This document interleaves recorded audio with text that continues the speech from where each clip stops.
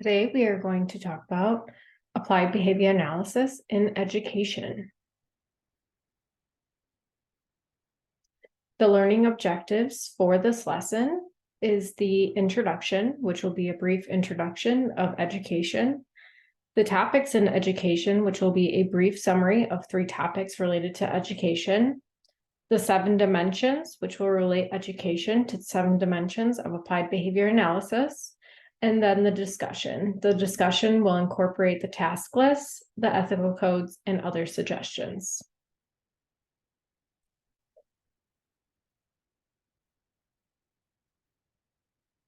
Who can use applied behavior analysis in education? Special education teachers, general education teachers, paraprofessionals, and registered behavior technicians. What is applied behavior analysis? It is an evidence-based practice, and it has many teaching techniques to be utilized in the classroom setting. Why should we use applied behavior analysis in education? ABA is not only for children with autism.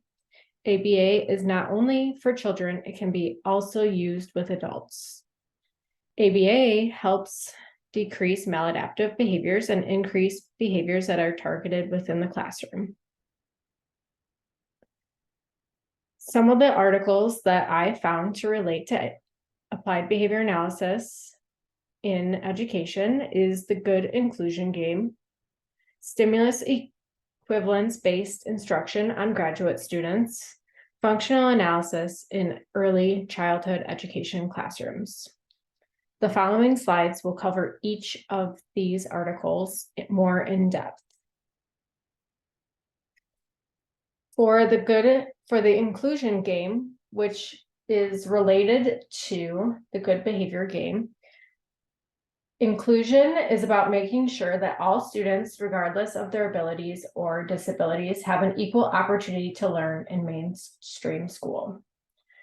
The method of this study is you are allowed to talk to your team members and to help each other complete your classwork, which is different from the good behavior game because the good behavior game was on each person's individual behavior.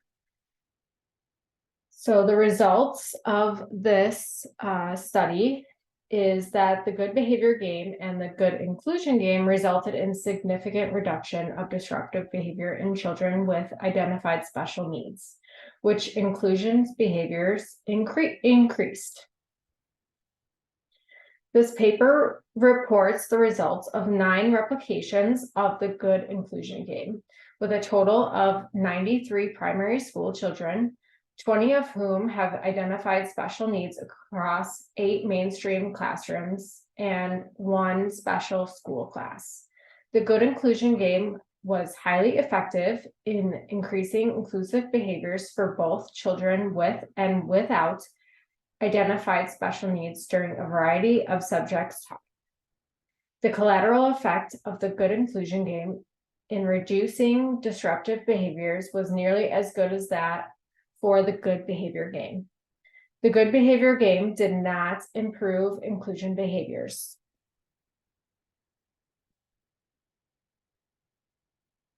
For the stimulus equivalence-based intervention on graduate students, stimulus equivalence-based instruction, also known as EBI, may provide an alternative method to train staff to interpret functional analysis data. While a selection-based procedure was used during the training, a different response topography was used to evaluate the emergence of derivative relations. This data demonstrates that class-consistent responding during EBI can occur across additional response topographies. This was taught to graduate students in the present study using EBI. Generalization of class-consistent responding was promoted through the use of multiple exemplar training. The study evaluated the effects of a computerized selection-based procedure on the generalization of selection-based responding to novel stimuli. The method for this study was 10 students were recruited from an Applied Behavior Analysis Masters of Arts program. All 10 students agreed to participate in the study. Each student was given a written consent form and course credit was given for participation. The students ranged in age from age 22 to 45 years old and had self-reported college grade point average ranging from 3.0 to 4.0. The students were asked to complete 2 oral and 2 written pretests. The students who scored higher than 75% on both the oral and written pretests were excluded from the study, leaving only 9 students. The students included 2 females and 8 the students included 2 males and 8 females. The students ranged in age from 22 to 45 years old. Following the EBI, students' oral test scores improved and the written test scores remained high. The study found that graduate students could learn classes of stimuli representing functions of behavior using EBI. All students learned that trained and emergent relations during computer match to sample training and testing, and the mean computer oral and written prose tests were substantially higher than mean pretest scores. These results extended previous findings in which EBI has been used to teach advanced academic content. The final article is about functional analysis in an early childhood classroom. This study aimed to identify and assess the prevalence of problem behaviors in typically developing children and to develop a treatment plan based on this information. The purpose of the study was to conduct FAs of problem behavior, which typically developing children in preschool classrooms, and to validate assessment results by evaluating treatments based on the identified function of the problem behavior. The method for this study is that there were 4 typically developing children that participated from a university-based preschool program anticipated in a study where they were nominated by their teachers as engaging in high levels of problem behavior than their peers. Sessions were conducted in each child's classroom, and the classroom teachers were undergraduate students who were fulfilling practicum requirements in early childhood education. This study found that problem behavior was maintained by social positive reinforcement in all subjects. But treatment was ineffective in maintaining low rates of problem behavior when implemented by the teachers. Institute teaching for Missy and Jim's teachers produced increases in treatment integrity and resulted in decreased rates of problem behavior. Training was not conducted with Doug's teacher due to time restraints. The time required to conduct an FA in the classroom may be too difficult or too effortful for the teachers. So now I'm going to tie education in with the 7 dimensions of applied behavior analysis. So for applied, we can use this to select goals. Behavioral is writing the objectives for the goals. Analytic would be collecting baseline and intervention data. Conceptually systematic would be teaching procedures that use behavioral strategies and have been found effective. Technological would be to develop clear and explicit teaching procedures. Effective would be analyze the data to make instructional decisions. And generality would be students learn to use skills across multiple settings and contexts. And now we are going to look into each part of the 7 dimensions. Applied behavior analysis uses assessments to assist in ways to select goals. Some of those assessments are the BB-MAP, AFLS, and ABLS. This would assist with the dimension of applied for applied behavior analysis. Behavioral. Applied behavior analysis develops clear and explicit teaching procedures by writing out operational definitions and explicit steps to follow a teaching procedure. For example, our operational definitions are observable and measurable. This can also be utilized for both goals and behaviors for reduction. The explicit steps that we use would be to identify a clear objective, break down the information into chunks, model, provide opportunities for practice and feedback.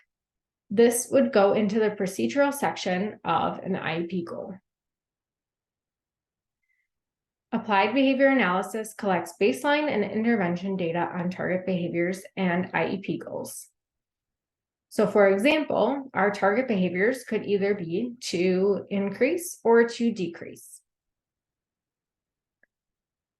The analytics section would also cover the goals. We also want to make sure that all IEP goals for our clients and students incorporate the SMART goals. So they are specific, measurable, attainable, realistic, and relevant and timely.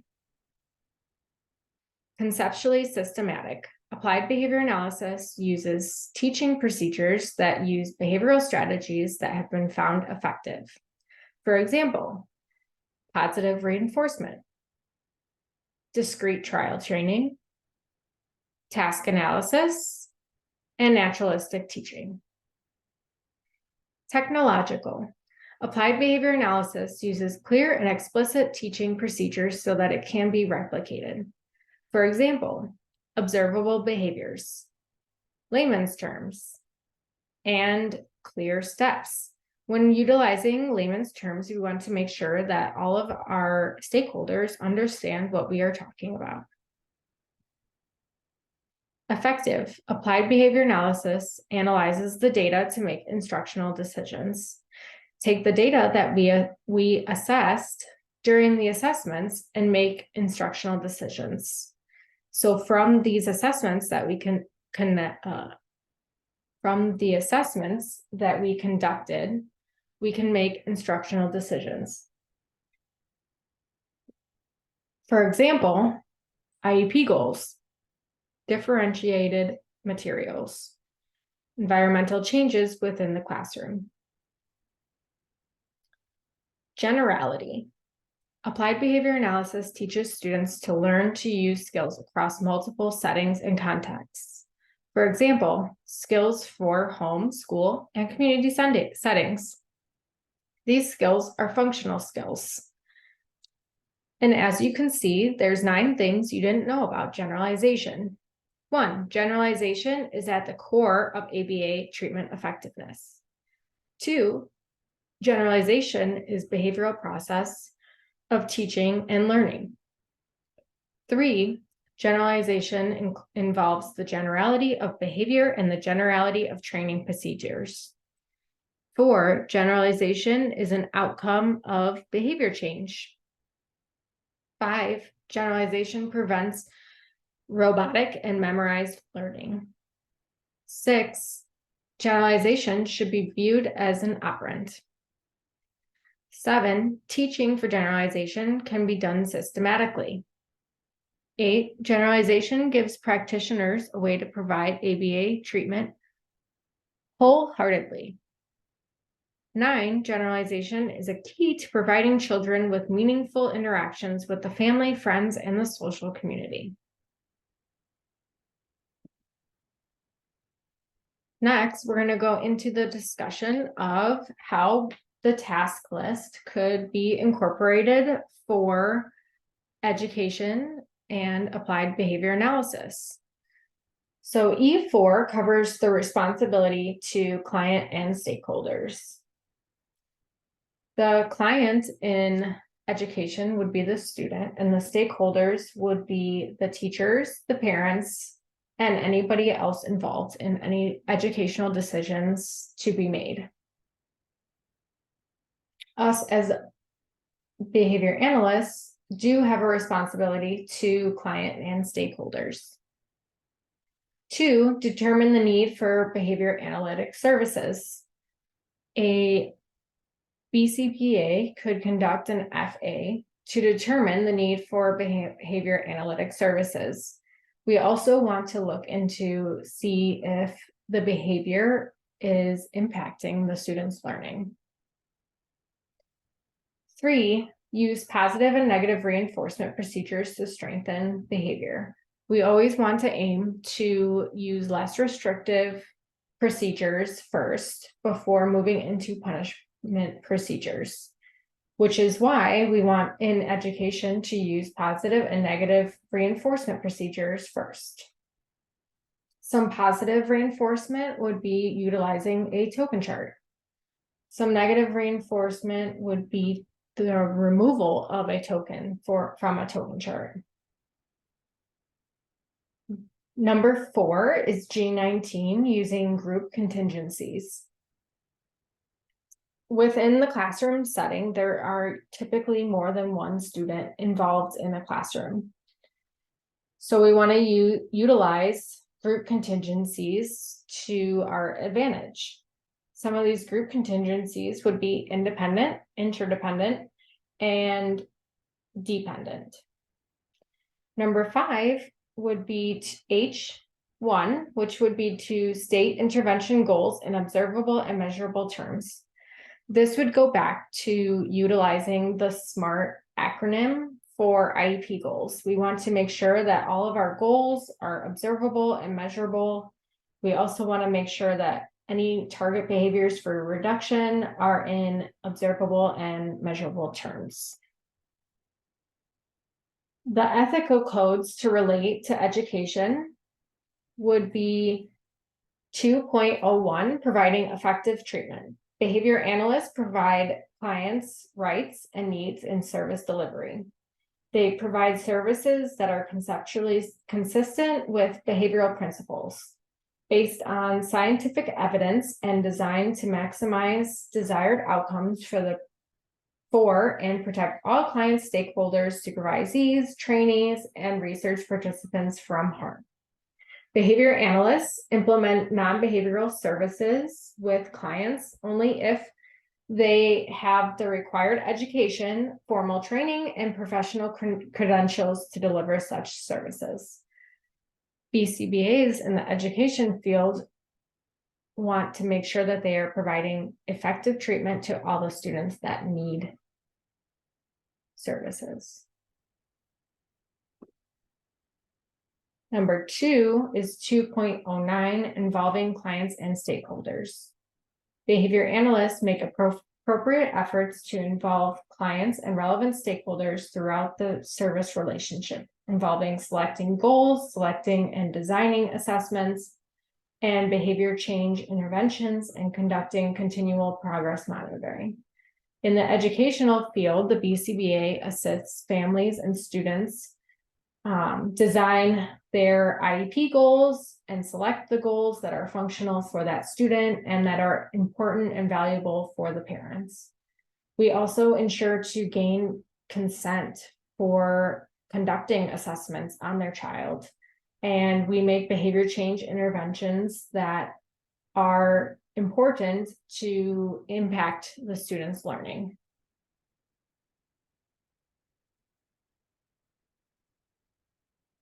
The last ethical code that I want to touch on is 2.08, communicating about services. Behavior analysts use understandable language in and ensure comprehension of all communication with clients, stakeholders, supervisees, trainees, and research participants. Before providing services, they clearly describe the scope of service and specify the conditions under which students will end. They explain all assessments and behavior change intervention procedures before implementing them, and explain assessment and intervention results when they are available. They provide an accurate and current set of their credentials and a description of their area of competence upon request. Within the educational setting, this would look like for a student that there is a domain meeting prior to the IEP, and this is where the BCBA would gain consent from the parent or stakeholder for conducting assessments on their child. They also will discuss any present levels of the student and where they look to move forward on the goals. And then at the IEP meeting is where the intervention and assessment results are available to the students, parents, and stakeholders. Some suggestions to learn more on education. To learn more on applied behavior analysis and education would be some podcasts. ABA Inside Track is a great resource to learn about applied behavior analysis, the treatment, and any various contents that you are looking to learn more about. If you are clicking under the previous episodes on the website, there is a subcategory called treatment. Some episodes relating to education, I would suggest listening to our classroom management, the good behavior game, and positive behavior interventions and supports, such as PBIS. Another suggestion that I would have for someone looking to work in the education field would be to work as an RBT in a therapeutic day school.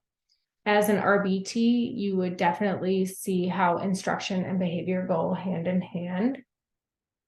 I would also recommend working in a school district in the special education program. You would get different aspects of a therapeutic setting and the general education setting as well. All in all, the applied behavior analysis could be incorporated in educational settings, whether it's a general education setting or a therapeutic day school setting. It can also be used for any type of student. It does not have to be early education. It could also be the college level as well. If you have any questions or comments, please feel free to reach out to me. Thank you for listening to my presentation.